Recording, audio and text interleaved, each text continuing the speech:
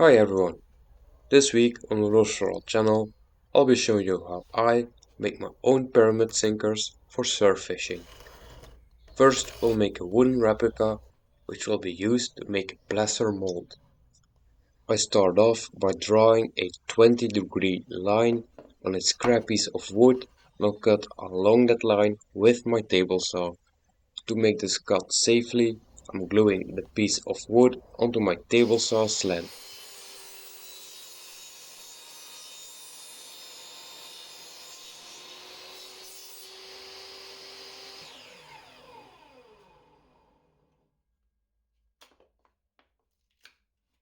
The scrap wood will serve as a jig to make the pyramid shape we want.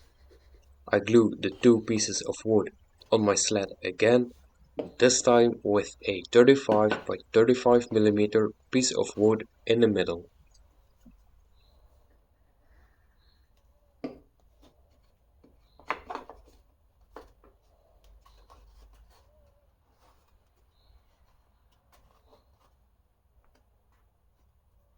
With the workpiece held securely in place, all I need to do is feed it through the saw 4 times. I found this method to be the safest and most precise, just in case you don't own a 3D printer like I do. The reason why I wanted to pour my own weights is because I want to try out surf fishing on a budget, with some weights costing as much as $4 a piece here. I'm saving quite a bit of money making them myself. I actually went surf fishing for the first time a week ago and unfortunately I didn't catch anything, so if you have any tips for me or rigs that I can try, please do let me know in the comments below.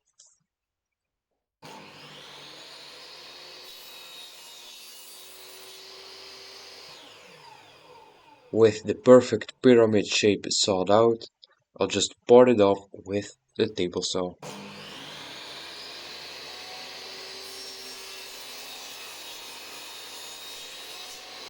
To make the wood easier to remove out of the mold, I pre-drill and screw in one single screw. To prevent the wood from sticking to the mold, I coat it in a thick coat of Vaseline.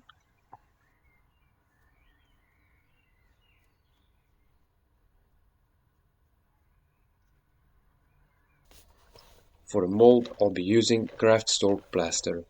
With one bag I can make at least 5 molds, and every mold can be used multiple times. All I need to do is mix the plaster with cold water in a 2-to-1 ratio.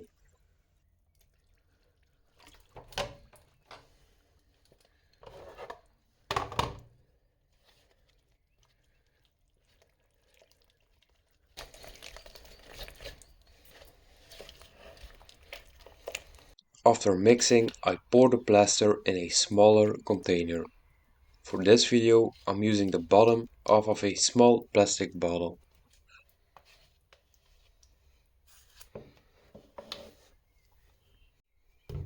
To get rid of most of the bubbles, I tap, shake and squeeze the mold for a minute or so.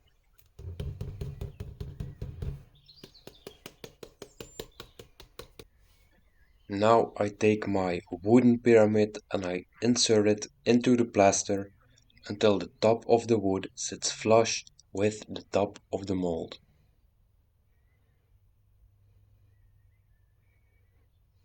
After about 30 minutes, I cut open the plastic bottle to remove the plaster. This step is important because the plastic traps a lot of moisture in the mold while the plaster is curing. Because of the Vaseline, the wood should be very easy to remove. For the line tie, I'll use a twist wire connection. I make this by cutting off a small piece of stainless steel wire, put this in my drill and twist it around a nail.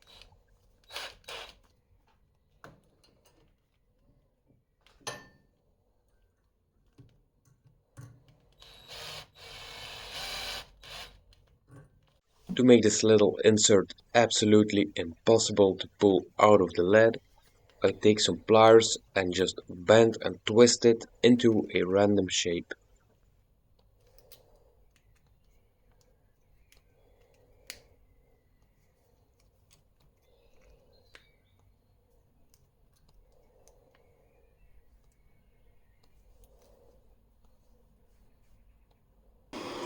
After letting the mold cure for a night, it's time for the first pour. Like with pancakes, the first pour always fails. As you can see, we did get some splatter due to a little moisture left in the mold, but the heat from the lead should evaporate any moisture left so that the second pour will be splatter free. This first sinker is pretty rough, so this one goes back in the melting pot and will try again. Note that there's no lead shooting out this time. With pliers, I'll quickly insert the line tie into the middle of the mold while the lead is still molten.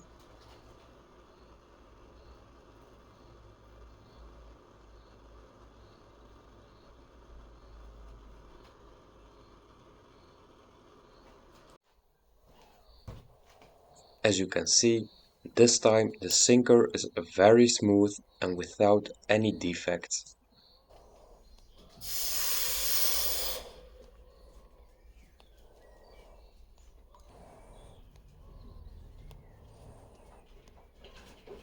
With this mold I can pour sinkers with a maximum weight of about 175 grams, but if I want some lighter weights I can use this same mold without filling it up all the way.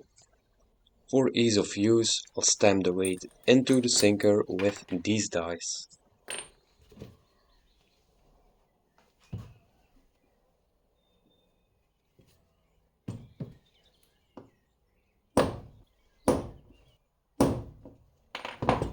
And just like that, you can make your own custom lead sinkers at home.